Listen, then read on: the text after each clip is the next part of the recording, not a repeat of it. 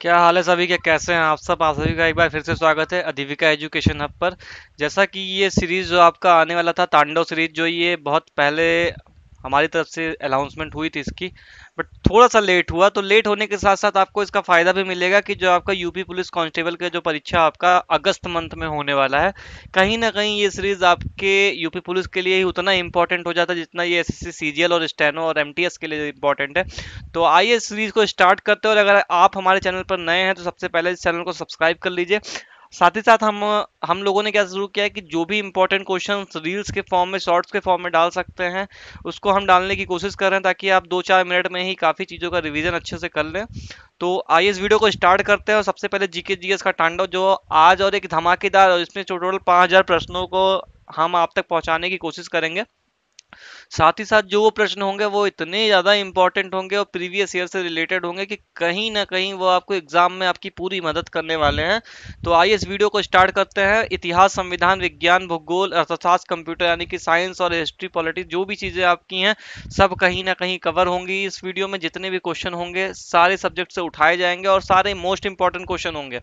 तो आइए धमाकेदार तरीके से टांडव का मजा लेते हैं और इस टांडव करते हैं, और एग्जाम में भी पेपर को अच्छे तरीके से टांडव करवाते हैं। साथ ही साथ बात करें यूपी पुलिस कांस्टेबल का जो जीके जीएस संविधान का अंतिम बार जो आपका प्रैक्टिस सेट 1 आने वाला है, कहीं ना कहीं उसका थंबनेल मैंने यहाँ पे भी लगाया है, क्योंकि ये भी जो क्वेश्चन है ये आपके लिए बहुत ही ज़्यादा इंपॉर्टेंट है, आपके यूपी पुलिस कांस्टेबल के लिए भी। तो आइए स्टार्ट करते हैं इस वीडियो को टाइम ना वेस्ट करते हुए। पहले क्वेश्चन की तरफ बढ़ते हैं।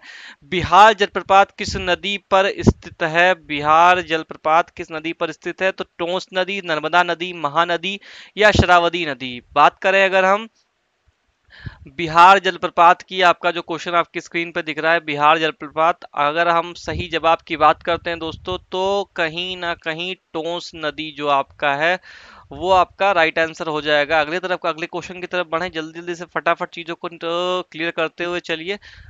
और अगला क्वेश्चन आपकी स्क्रीन पे है। साथ ही साथ कुछ चीजों को समझ लेते हैं, एडिशनल नॉलेज है आपके लिए। कुंचिकल जलप्रपात जो है वो भारत का सबसे ऊंचा झरना है। देखिए, जलप्रपात का मतलब क्या होता है? वाटरफॉल, वाटरफॉल को ही कहते हैं जलप्रपात।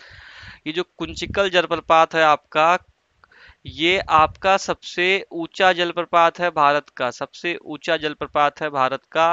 कुंचिकल जलप्रपात की बात करते हैं तो मोस्ट इंपॉर्टेंट क्वेश्चन है, बन सकता है क्वेश्चन आपके एग्जाम में आ सकता है।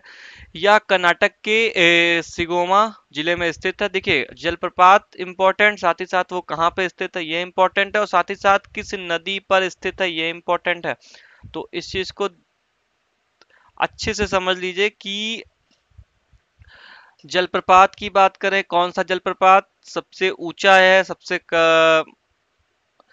किस नदी पर स्थित है, और कौन सा जिले में स्थित है, किस नदी द्वारा बनाया गया, ये सारी चीजें बहुत ही ज्यादा महत्वपूर्ण हो जाती हैं एग्जाम की दृष्टि से। सबसे ज्यादा जलप्रपात की बात करें दोस्तों, तो आपका वो कर्नाटक राज्य में स्थित है। कर्नाटक राज्य में सबसे ज्यादा जलप्रपात आपका स्थित है। तो इस चीज को विशेष करके ध्यान रखिए। और इसी के साथ आगे बढ़ते हैं अगले क्वेश्चन की तरफ आपके। तो अगले क्वेश्चन की अगर हम बात करें दोस्तों, तो अगला क्वेश्चन है आपका, जोग जलप्रपात को और किस नाम से जाना जाता है? जोग जलप्रपात की बात करें किस नाम से और हम इसको जानते हैं, तो महात्मा गांधी जलप्रपात, जवाहरलाल नेहरू जलप्रपात, वीर सावरकर या बलबीर सिंह।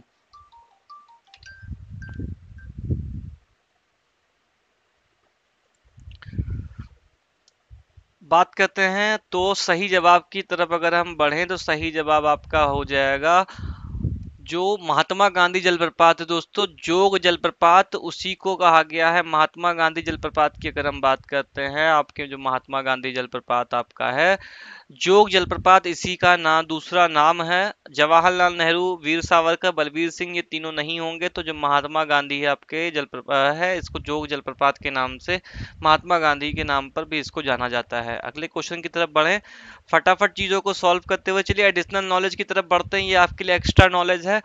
जोग जलप्रपात कर्नाटक राज्य में है या श्रावती नदी पर स्थित है? जैसा मैं पहले बता चुका हूं आपको कि दो चीजें बहुत ही ज्यादा इंपॉर्टेंट हो जाती है जलप्रपात वाटरफॉल से, कि किस नदी पर स्थित है और किस राज्य में स्थित है। तो ये जो है आपका शरावती नदी पर स्थित है, शरावती नदी पर स्थित है और कर्नाटक राज्य में स्थित है। शरावती नदी पर स्थित है, और साथ ही साथ अगर राज्य की बात करते हैं तो कर्नाटक राज्य में स्थित है। वहीं अभी आप थोड़ी देर पहले आपने देखा है कि कर्नाटक राज्य में सबसे ज्यादा जलप्रपात हैं। और ये एसएससी सीजीएल स्टेनो एमटीएस के साथ साथ ये यूपी पुलिस कांस्टेबल के लिए भी रामबाण साबित होने वाली है ये सीरीज। तो इसलिए अच्छे से पढ़िए, चीजों को समझते हुए चलिए, हर चीज को डिटेल में पढ़िए, जो मैं ना बताऊं उसको आप अपनी तरफ से भी डिटेल में चीजों को एनालाइज कर सकते हैं। अगले क्वेश्चन की तरफ बढ़ें। अगला क्वेश्चन है, दूध सागर जलप्रपात कहाँ स्थित है? मध्य प्रदेश में, उड़ीसा, महाराष्ट्र, गोवा, कर्नाटक की सीमा पर कहाँ पर स्थित है? जैसा मैंने बताया कि स्टेट और नदी दोनों बहुत ही ज्यादा इंपॉर्टेंट हो जाते हैं। दूध सागर जलप्रपात की बात करें तो गोवा और कर्नाटक की सीमा पर स्थित है। अब साथ ही दोस्तों अगली तरफ बात करते हैं, दूध सागर जलप्रपात मंडोवी नदी पर स्थित है। किस नदी पर? मंडोवी नदी पर स्थित है। तो कहाँ? गोवा और कर्नाटक की सीमा पर स्थित है, साथ ही साथ मंडोवी नदी पर स्थित है। तो इस चीज को विशेष करके ध्यान रखिए और चीजों को याद करते हुए चलिए। साथ ही साथ इसका पीडीएफ हमारे टेलीग्राम ग्रुप और व्हाट्सएप ग्रुप पे आपको मिल जाएगा, जिसका लिंक आपको डिस्क्रिप्शन में दिया है या आप कमेंट सेक्शन में पिन कर सकते हैं इस चीज को। अगले क्वेश्चन की तरफ बढ़ें। अगला क्वेश्चन आपकी स्क्रीन पे है, आराम से क्वेश्चन को पढ़िए और अच्छे से जवाब दीजिए। 5 ऑप्शन मिले हैं पहली बार आपको। पायकारा जलप्रपात कहाँ स्थित है? मध्य प्रदेश में, उड़ीसा में, महाराष्ट्र में, गुजरात में या तमिलनाडु में? अगर हम बात करते हैं पायकारा जलप्रपात की दोस्तों, तो तमिलनाडु में स्थित है पायकारा जलप्रपात। ये आपका जो ऑप्शन ई है वो राइट हो जाएगा। अगले क्वेश्चन की तरफ बढ़ें। एडिशनल नॉलेज की तरफ बात करते हैं तो यह पायकारा नदी पर स्थित है। उसी नदी पे अगर इसका नाम की बात करें तो वो पायकारा नदी पर ही पायकारा जलप्रपात स्थित है। तो इस चीज को ध्यान रखिए, कहां पर है? तो तमिलनाडु में स्थित है। कहां पे है? तो तमिलनाडु में स्थित है। इस चीज का विशेष करके ध्यान रखिए।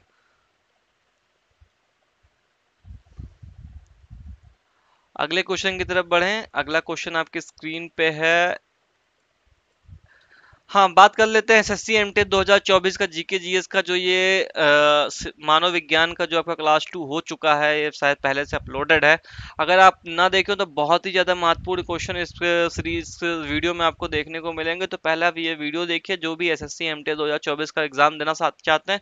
साथ ही साथ जो यूपी पुलिस कांस्टेबल वाले हैं भी, उनके लिए भी ये जो वीडियो है वह रामबाण साबित होने वाली है, क्योंकि इसमें जो क्वेश्चन आपको उठाए गए हैं वो कहीं ना कहीं प्रीवियस ईयर क्वेश्चन है। जो क्वेश्चन बार बार रिपीट होते हैं वो क्वेश्चन है। तो इसलिए चीजों को समझते हुए चलिए और किसी भी चीज को मिस मत करिए। 10 से 15 मिनट 18 मिनट की वीडियो है, आप आराम से इजीली जाकर के देख सकते हैं या उसके पीडीएफ से भी पढ़ सकते हैं।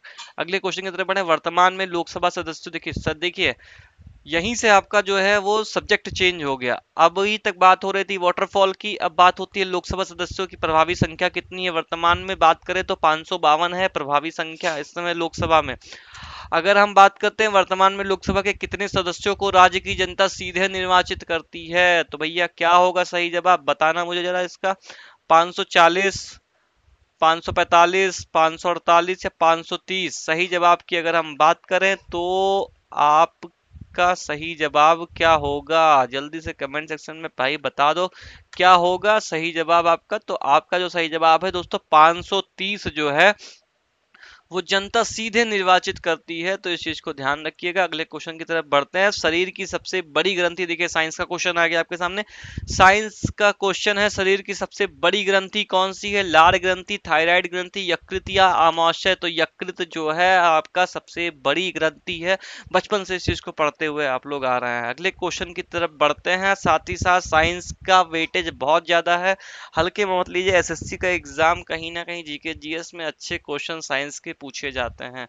तो इस चीज का विशेष करके ध्यान रखिएगा आप लोग।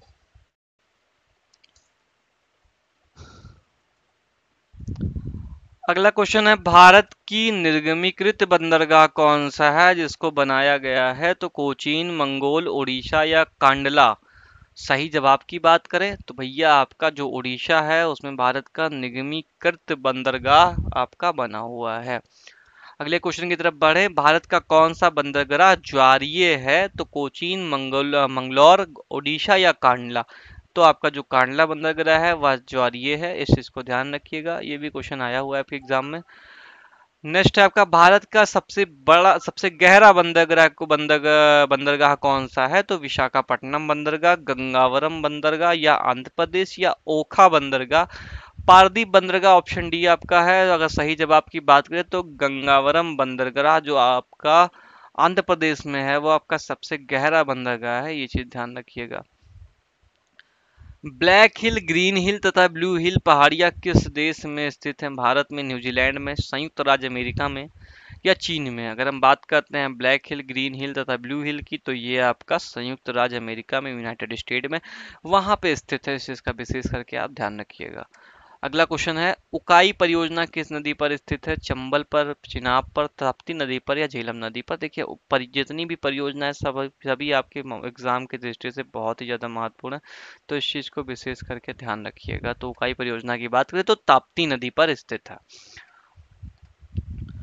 पांच सागरों की भूमि से किसे संबोधित किया जाता है? पूर्वी एशिया को, दक्षिणी पश्चिमी एशिया को, उत्तरी एशिया को या पश्चिमी एशिया को? तो जो दक्षिण पश्चिमी एशिया है उसको पांच सागरों की भूमि से संबोधित किया जाता है।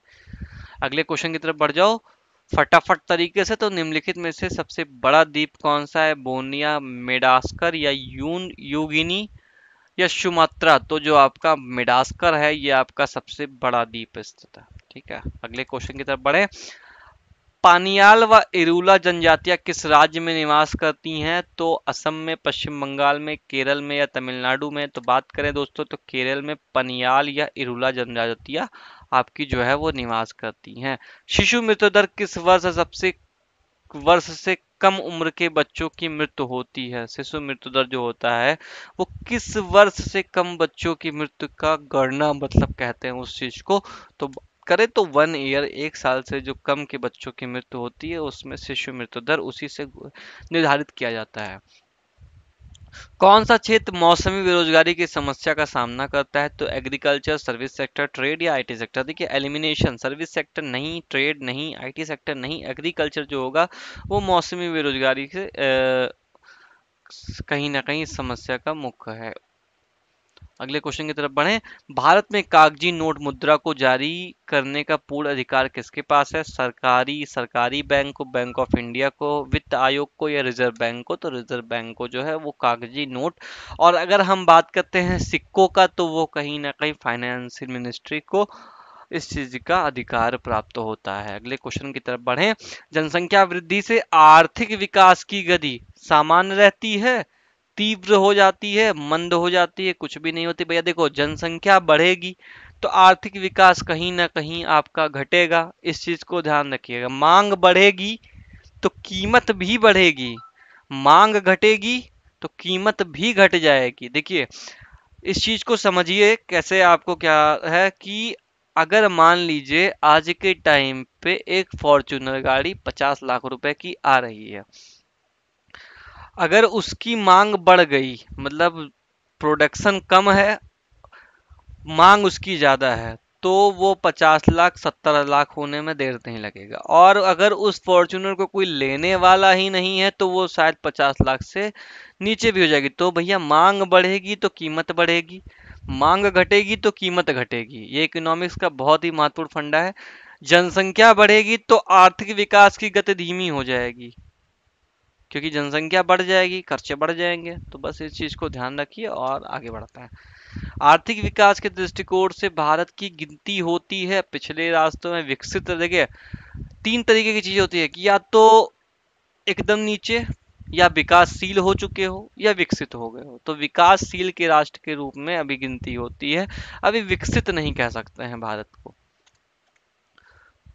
इकोनॉमिक्स के क्वेश्चन है, भारतीय अर्थव्यवस्था कैसी है? पूंजीवादी, साम्यवादी, स्वतंत्र या मिश्रित अर्थव्यवस्था? तो जो आपका मिश्रित अर्थव्यवस्था है वो भारतीय अर्थव्यवस्था मिश्रित अर्थव्यवस्था है आपकी।